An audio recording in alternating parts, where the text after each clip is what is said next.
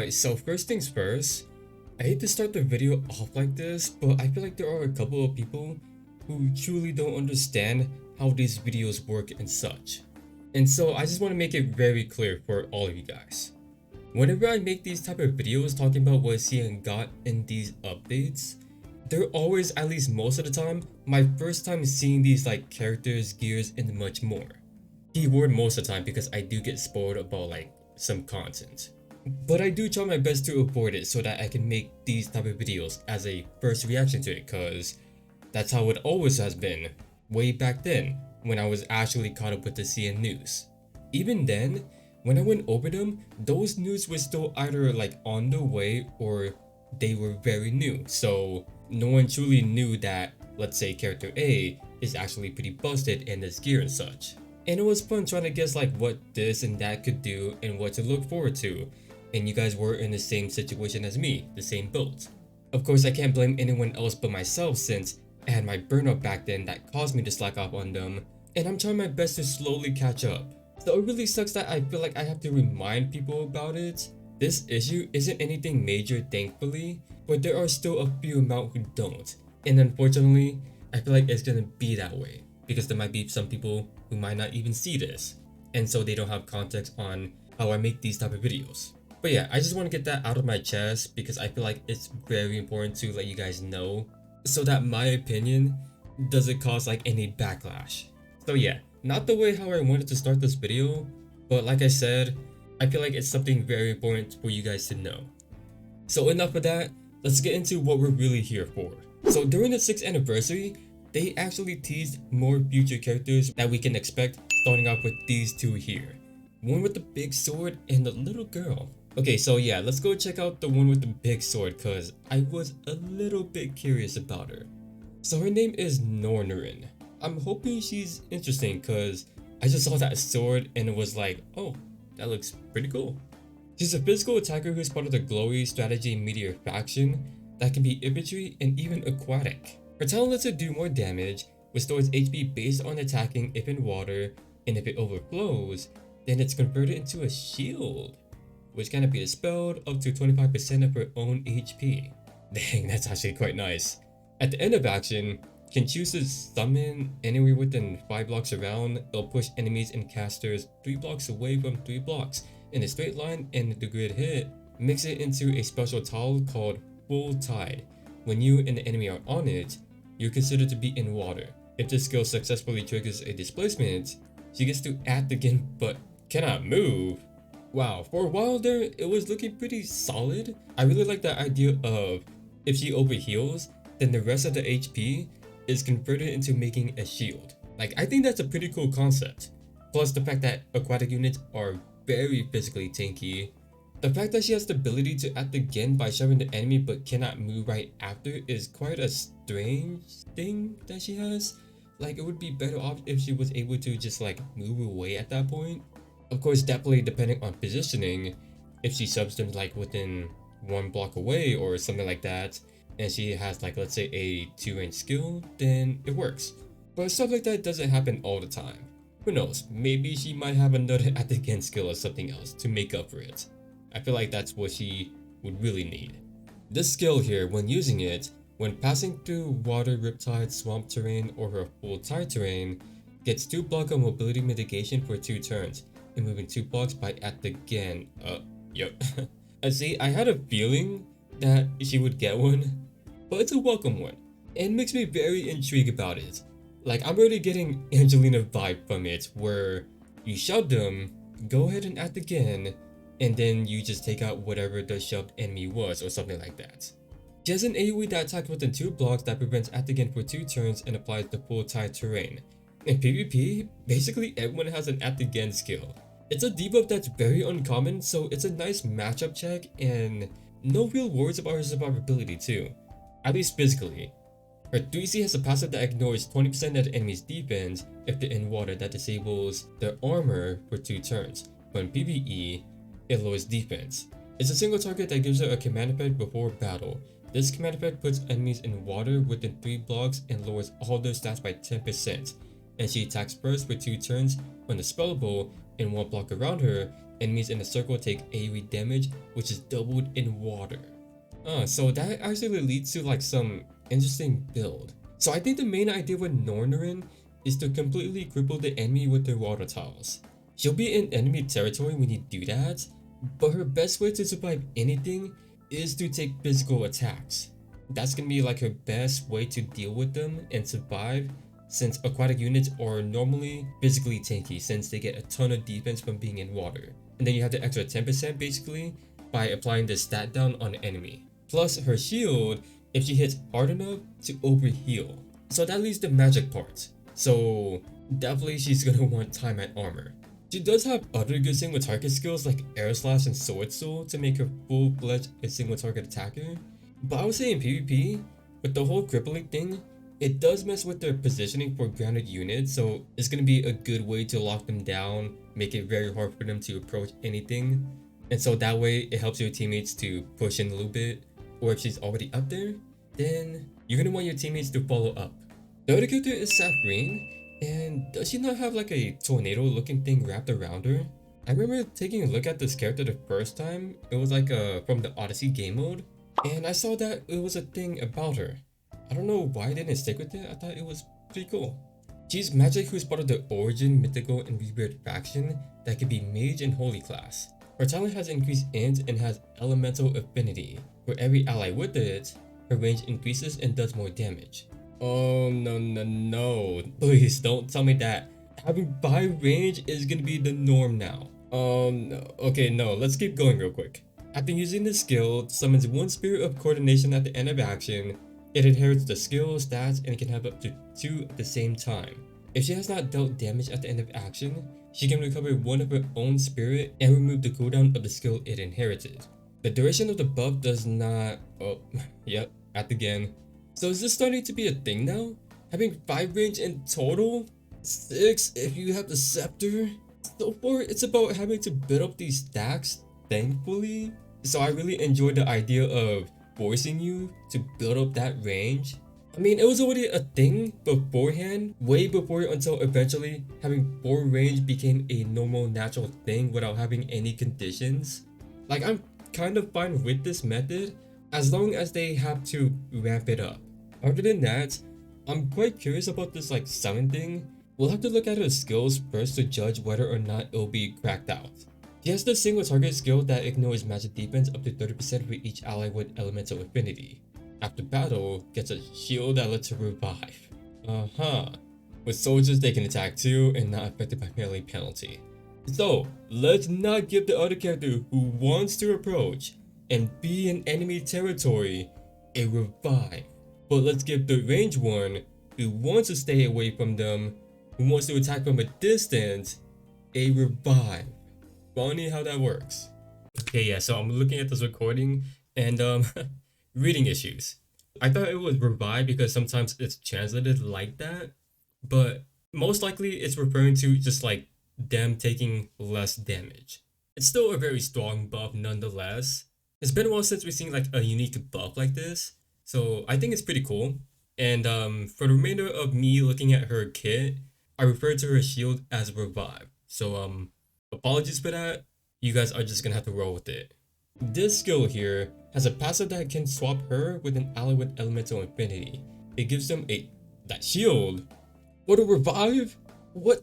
He can just straight up another character who can dodge just revives? I feel like I should expect some crazy stuff at this point, but it still shocks me what Zongens does. I mean, it's not like Celica, but still, just casually throwing out revive is still just something very insane. But Thxs is an AoE that applies a special turn called Elemental Distortion for 2 turns, so enemies on it cannot act again when on wood or grass. When an ally spirit moves through, gets 1 block to avoid mobility decrease.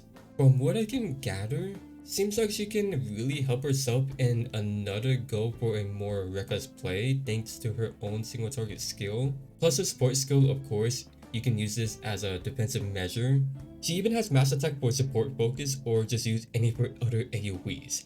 Though you may think that they aren't anything special, which it is kinda true, these are pretty basic stuff. But since she can scale her damage, she'll hit harder than normal, plus with the fact that these AoEs have class advantages. The thing about her 3C is that I wish that they didn't have to be in these certain tiles for the at again preventions. With basically almost all of the meta characters being able to at again, it would make this skill much more valuable. But at least this makes it easier for the at again approach. So yeah, in PvE, I feel like that she's not bad as a DPS, but not a very unique one doing anything too special. I feel like if you're gonna be using her, it's definitely just for the revive, and if you really need a DPS. In PvP, I say there's more potential to utilize her kit, playing the hybrid role of support slash DPS with excellent mobility since her summon can be used to swap and at again on it to at again, and it's quite spammy too. It's quite an interesting case for her because she doesn't have any of the stronger AoEs like Black Hole with a stronger damage multiplier that applies a debuff, but rather I feel like that you want to fully ramp her up to have any meaningful damage. Unless you go with single targets, then it doesn't really matter at that point. There are 2 new soldiers here, starting with the Lancer one. It has 4 buffs, which it's saying are Thxs. It's from the training ground that has defense and treats the enemy's terrain as water. What's interesting is that it does have aquatic movement, but I really like the concept also benefiting from other Thxs despite being a different class type. It's very unique, like I'm glad that they're starting to get more into this. The other is a Demon Soldier, 40% attack when not in water. At the end of action, it deals fixed damage equal to 50% of its own HP to enemies within 2 blocks, and enemies within 2 blocks also take damage when they are out of action. I think what that means is if they are like fully wiped out, the soldiers at least, so it looks like that you'll still trigger the fixed damage either way. Very good damage potential, so if that's what you really want to aim for, which these guys are going to be the best one to go for, all you gotta do is just watch out for holy units and also the water tile. We got an exclusive equipment for Tyrantel. It's a helmet. It dispels enemies with Domination Seal 1 buff before battle and heals 30% of damage after battle. If an enemy dies with it, he will receive a buff that will allow him to choose an additional target the next time that he uses it. His tanking prowess is impregnable, so give him ways to sustain and he'll feel almost unkillable. Like this dude can have like 20% of his own HP and still live. Like I consider this guy to be like the best damage mitigation tank at least a bit more broader on the selfish side. With her casting skills, first up is Pirotess. Using her after again, buffs on her isn't decreased, and the cooldown of the skill is refreshed after killing the enemy after using her after again for 1 turn. As an assassin, that's what they really aim for, and I honestly believe in her kill power, if you use her 3C at least. Second is Rozen. Okay, so heal buff lasts a turn longer. Healing inflicted from what looks like her 1C cannot be dispelled. Definitely gonna be a huge help, especially in PvE, because sometimes that 1 extra turn does hurt a little bit. Third is Werner Dime. After using Maneuver Transformation, can act again that triggers once per turn. Begins are always a huge boost in anyone's performance, especially with how much that he can zone. All you gotta worry about is just him putting off kills, because he too is also this like weird assassin. Last is for Polly. Increases the damage of her 3C, it looks like. The cooldown at the end of the skill damage action is reduced based on numbers of enemies hit up to 3 turns.